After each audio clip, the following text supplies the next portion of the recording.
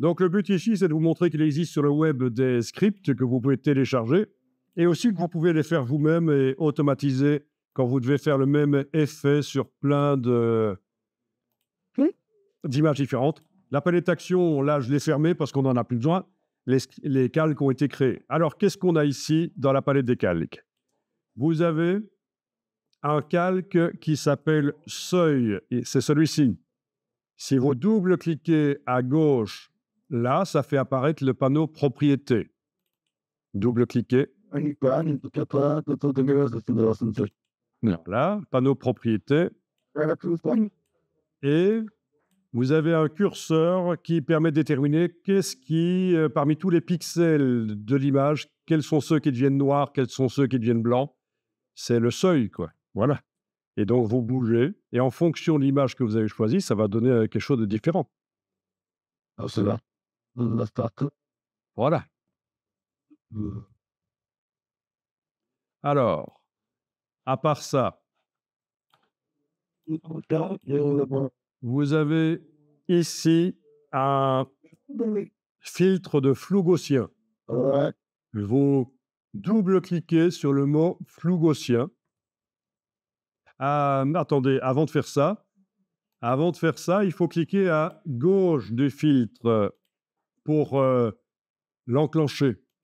Déjà là, peut-être qu'on voit quelque chose qui bouge. Oui, donc c'est du flou qu'on amène sur l'image d'origine pour enlever du détail et ça donne un résultat différent. Il y a forcément moins de détails quand le filtre flou est enclenché. Ça, c'est la première chose, l'enclencher. Et deuxième chose, le double-clic sur le mot flou gaussien pour faire apparaître une boîte qui va permettre de régler avec un curseur la quantité de détails qu'on veut.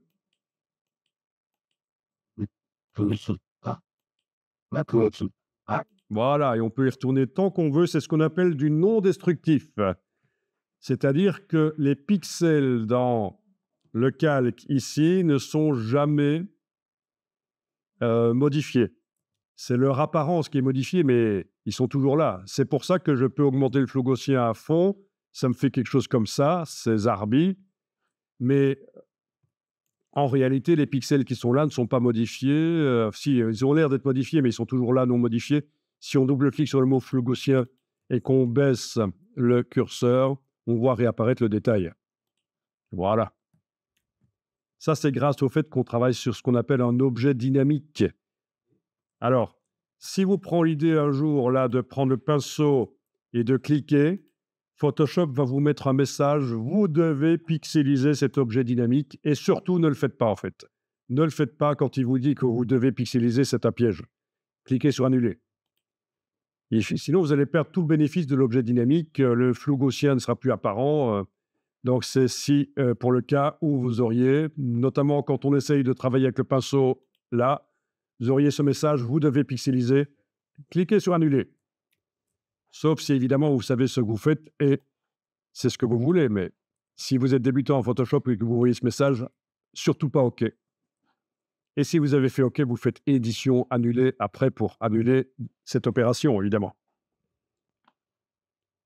Vous avez ici un calque qui s'appelle modeler les détails. Vous l'activez en cliquant sur sa vignette. Et alors, vous allez chercher une palette qui s'appelle couleurs, menu fenêtre couleurs. La palette couleurs, je vais devoir aussi la détacher. Voilà. Fermer tout ça. OK. Et je vais l'agrandir. Donc, palette couleurs, vous avez sur la gauche plein de gris différents. On est d'accord? Elle doit être normalement réglée comme ça. Elle est réglée normalement comme ça, oui. Cube de teinte, oui, c'est ça. Vous êtes en cube de teinte dans le menu et ça vous montre plein de gris sur le côté gauche de ce rectangle. Alors, l'idée ici, c'est de dessiner avec différents gris dans le calque pour éclaircir certaines parties de votre sujet ou les assombrir. Par exemple, ici, je trouve que sur La tête ici, c'est trop sombre. J'aimerais tenter de faire réapparaître du détail. En éclaircissant la tête, ça va le faire. Alors, vous activez le pinceau. Ce pinceau-là, vous l'amenez par-dessus l'image. Est-ce que vous voyez un cercle comme ça? Oui. Si vous avez une croix, c'est que la touche verrouillage majuscule est enfoncée sur votre clavier, le caps lock. Donc, il suffit de déverrouiller le caps lock. Je vous montre sur mon clavier. Si vous ne savez pas ce que c'est le caps lock, c'est ceci en fait, hein. Si ceci est enclenché sur votre clavier, vous n'avez pas la forme de la broche et c'est ennuyeux, donc il faut la forme de la broche. On va modifier la dimension de la broche. Pour modifier la dimension de la broche, vous enfoncez sur le clavier la touche CTRL et la touche ALT. Donc c'est CTRL-Option. Je vous montre sur le clavier pour être vraiment certain que ça marche. Oui, c'est ça. C'est CTRL-Option. Bon, ça paraît un peu bizarrement sur mon clavier, mais voilà. J'en profite pour dire que si vous travaillez dans les logiciels, vous avez intérêt à avoir un clavier, ce qu'on appelle un clavier étendu. C'est ce que vous avez sous les yeux chez vous, sur votre bureau, là. Un clavier étendu, c'est-à-dire un clavier qui a le pavé numérique, etc. C'est toujours plus pratique. Et donc, CTRL-Option, c'est les deux touches qu'on enfonce actuellement dans Photoshop. Et avec le bouton gauche du Mac, de la souris du Mac, vous enfoncez le bouton gauche de la souris du Mac, vous gardez enfoncé, vous bougez de gauche à droite. C'est la dimension de la brush. De haut en bas, c'est la dureté de la brush. Ici, on a intérêt à avoir un peu de flou quand même. Voilà. Donc, vous avez l'astuce. Et pour faire la même chose sur le PC, il faudra enfoncer les mêmes touches et le bouton droit de la souris sur le PC. Mais ici, on est sur un Mac, c'est le bouton gauche. Je le dis toujours parce que certaines chez eux ont un PC et pour refaire la même chose, ce sera donc CTRL-ALT, clic gauche sur le Mac, clic droit sur le PC, voilà. Et vous choisissez ici un gris clair si vous voulez éclaircir. Et dans le calque actuellement activé, vous passez et voilà, ça éclaircit. D'accord? En fait, vous avez éclairci la photo. Et vous la voyez à travers le réglage de seuil. Si vous enlevez l'œil en face du réglage de seuil, vous voyez la photo éclaircie sans le seuil. Si vous faites un commande Z, attendez, non, on va faire autrement. Non, ça va être difficile ici. Devoir la voir après. Donc là, vous allez réactiver le seuil parce que le but, c'est d'avoir une espèce de dessin en noir et blanc. Et vous réactivez le travail sur le calque, modeler les détails et vous y passez, voilà. Et alors, si vous dessinez en gris foncé, vous allez arriver à faire ressortir du détail peut-être là où il n'y en a pas. N'oubliez pas que vous pouvez modifier la dimension de la broche tant que vous voulez.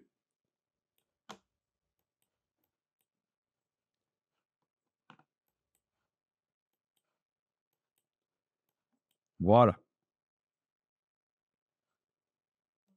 Vous avez un calque qui s'appelle tache blanche. Le but de ce calque, c'est de pouvoir dessiner en blanc pour enlever certaines taches noires qui vous dérangeraient. Donc, pour ça, d'abord, avant de montrer ça, je vais montrer qu'on peut revenir double-cliquer sur la gauche du calque seuil pour revenir remodifier le seuil encore.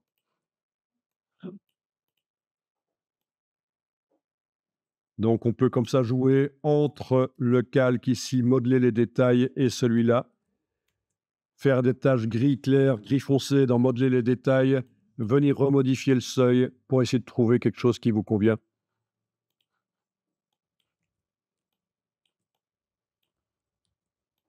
N'hésitez pas à utiliser le commande Z, l'édition annulée.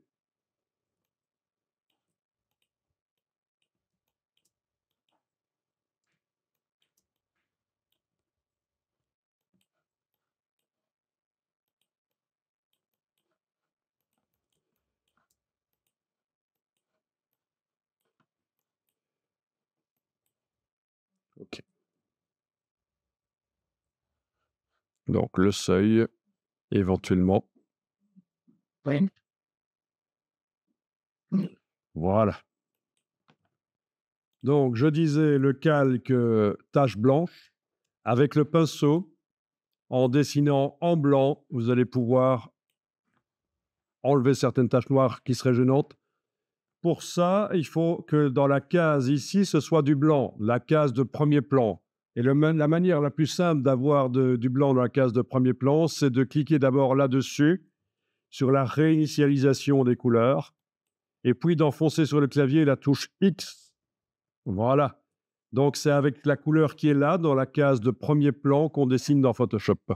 Donc, réinitialisation, touche X, on a du blanc. On choisit la taille de la brush. N'hésitez pas à zoomer aussi, hein. Donc, c'est CTRL-ALT, clic gauche du Mac. Et là, on peut enlever certaines tâches qui seraient gênantes. Voilà. Et s'il fallait en faire réapparaître, il faudrait prendre la gomme. Voilà, la gomme. Et la gomme, ça va être la même chose que le pinceau, c'est CTRL-ALT, clic gauche pour la dimension de la gomme. Et donc, sur ce calque tache blanche, on irait enlever des taches blanches là où on en a mis et qu'on ne voulait pas. Voilà. Voilà alors une méthode. Alors, vous avez le contour. Si vous enlevez l'œil en face du mot contour en haut, le contour s'en va. Le problème, c'est que si vous mettez la bestiole là sur un fond blanc, on va pas voir sa silhouette. C'est pour ça que le contour est là. C'est pour le cas où on la met sur un fond blanc. Et le contour, vous pouvez double-cliquer sur le mot contour et vous allez pouvoir choisir dans les options ici la taille du contour et aussi si vous le mettez à l'extérieur ou l'intérieur de la silhouette. Voilà, par exemple, là, il est à l'extérieur. Là, il est à l'intérieur. On choisit la dimension en fonction de chaque sujet. Voilà. Et voilà, en gros, c'est l'idée ici.